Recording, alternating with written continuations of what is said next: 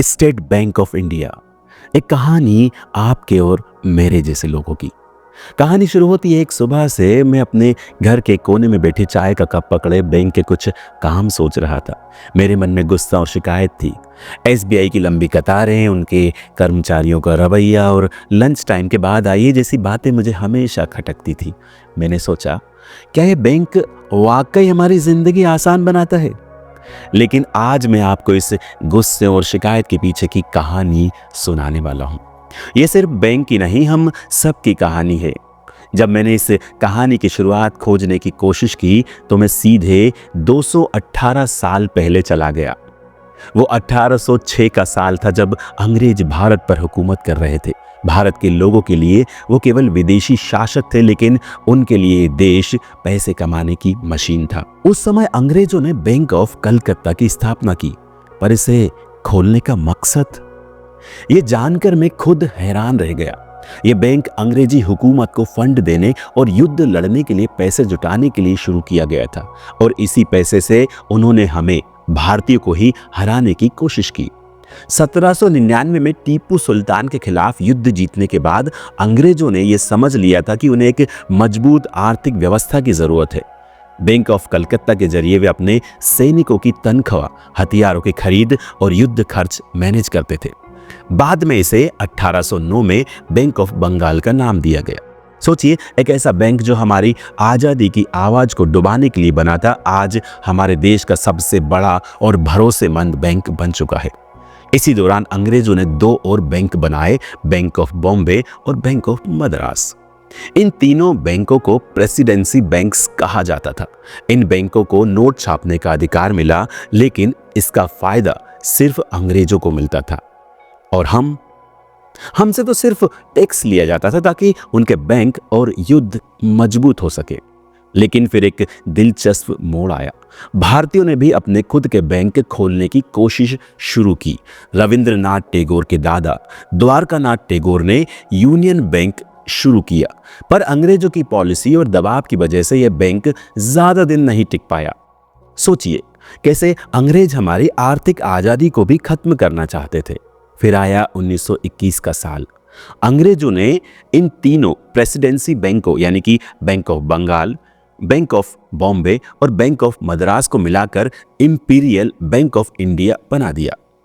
अब यह बैंक और भी बड़ा हो गया, पर इसका मकसद वही था, अंग्रेजों का फायदा। जब 1947 में भारत आजाद हुआ तो यह बैंक भी भारतीय सरकार के हाथ में आ गया, लेकिन नाम वही रहा, इंपीरियल बैंक ऑफ इंडिया। फिर 1955 में भारतीय रिजर्व बैंक ने इसमें 60% की हिस्सेदारी खरीदी और इसका नाम बदलकर स्टेट बैंक ऑफ इंडिया कर दिया। और यहीं से शुरू हुई इसकी असली कहानी। यह एक ऐसा बैंक बन गया जिसने भारतीयों को कर्ज देकर उनके सपने पूरे करने में मदद की। पर इसका मतलब यह नहीं है कि यह सफर आसान था। एसबीआई को कई बार बड़े नुकसान भी झेलने पड़े। 2017 में इसे 2416 करोड़ रुपए का नुकसान हुआ था। उस वक्त मैंने सोचा, क्या यह बैंक भी डूब जाएगा? पर यह बैंक हार मानने वालों में से नहीं था। उन्होंने खुद को टेक्नोलॉजी के साथ जोड़ा। यूनो जैसे ऐप लाए जिससे लोग घर बैठे बैंकिंग कर सके। पर अब बात सिर्फ टेक्नोलॉजी की नहीं थी, एसबीआई के कर्मचारियों की भी है। मैं जानता हूं कि हम में से कई लोगों को उनकी सर्विस में शिकायत है। मैंने भी कई बार शिकायत की है, पर क्या आप जानते हैं कि एक एसबीआई कर्मचारी रोजाना 100 से लेके 500 कस्टमर्स को हैंडल करता है। सोचिए, अगर आपको रोज इतनी समस्याएं सुलझानी पड़े तो आपका मूड कैसे होगा? आज ये बैंक सिर्फ एक बैंक नहीं है, ये एक भावना है। ये उस किसान के सपने पूरे करता है जो अपने बच्चों को पढ़ाना चाहता है। ये उस छोटे व्यापारी की मदद करता है जो बड़ा बनने का सपना देखता है। ये उस महिला को सशक्त करता है जो अपनी पहचान बनाना चाहती है। 1969 में बैंक के राष्ट्रीयकरण के बाद एसबीआई ने ग्रामीण भारत में अपनी पहुंच बढ़ानी शुरू की। इस दौरान देश के किसानों, मजदूरों, छोटे व्यवसायियों को आर्थिक रूप से सशक्त बनाने के लिए विशेष योजनाएं लाई गईं। एसबीआई के लिए एक चुनौतीपूर्ण समय था, क्योंकि ग्रामीण क्षेत्रों में बैंकिंग का मतलब लोगों के लिए पूरी तरह से नया एक्सपीरियंस था। इसके बावजूद एसबीआई ने गांव-गांव तक अपनी शाखाएं खोली और आर्थिक क्रांति का हिस्सा बना। लेकिन इसके सफर में कठिनाइयों की कोई भी कमी नहीं थी। 1980 और 1990 के दशक में प्राइवेट बैंक्स का उभरना एसबीआई के लिए एक बड़ा झटका था। हवाई सुविधाएं, तेज सेवा और आकर्षक योजनाओं के कारण प्राइवेट बैंक्स तेजी से लोकप्रिय हो रहे थे। लोग धीरे धीरे सरकारी बैंक से दूर होने लगे। इस वक्त एसबीआई को अपनी छवि बदलने और आधुनिक तकनीक अपनाने की जरूरत महसूस हुई।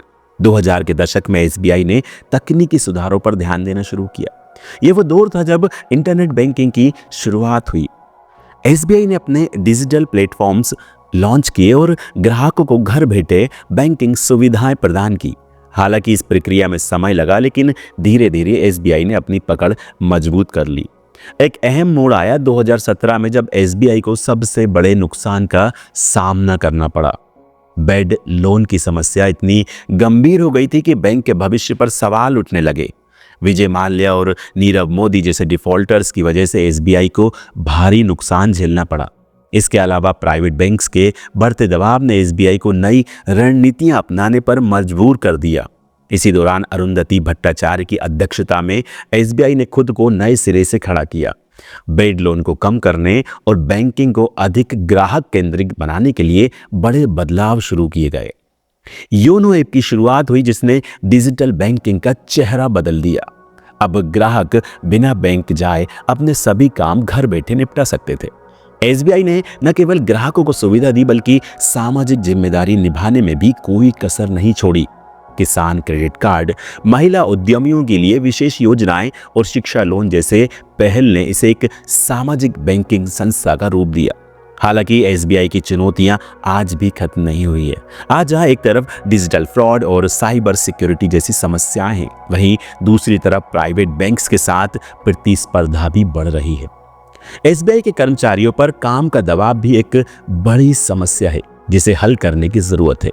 आज एसबीआई सिर्फ एक बैंक नहीं, बल्कि भारतीय अर्थव्यवस्था की रीढ़ बन चुका है। इसकी शाखाएं न केवल भारत में बल्कि दुनिया के 36 देशों में मौजूद है। ये बैंक हर भारतीय के जीवन का हिस्सा बन चुका है, चाहे वो गांव का किसान हो या मेट्रो सिटी का व्यवसायी। ये कहानी हमें सिखाती है कि मुश्किलें चाहे जितनी भी हो, अगर मेहनत और ईमानदारी से काम किया जाए तो सफलता जरूर मिलती है। एसबीआई की यात्रा न केवल प्रेरणादायक है, बल्कि ये भारतीय बैंकिंग सिस्टम का गौरव भी है। अब आप बताइए, एसबीआई से आपका क्या अनुभव रहा है? क्या आपने कभी इस बैंक की सेवाओं का लाभ उठाया है? कमेंट में जरूर साझा करें। इस वीडियो को एसबीआई वालों के साथ जरूर शेयर करें, चाहे वो एसबीआई में काम करने वाले लोग हों या फिर एसबीआई के ग्राहक हो। अगर आपने हमारे चैनल को सब्सक्राइब नहीं किया तो ज़रूर सब्सक्राइब करें, घंटी दबाएं और मिलते हैं नए वीडियो में नए दिन। नमस्कार।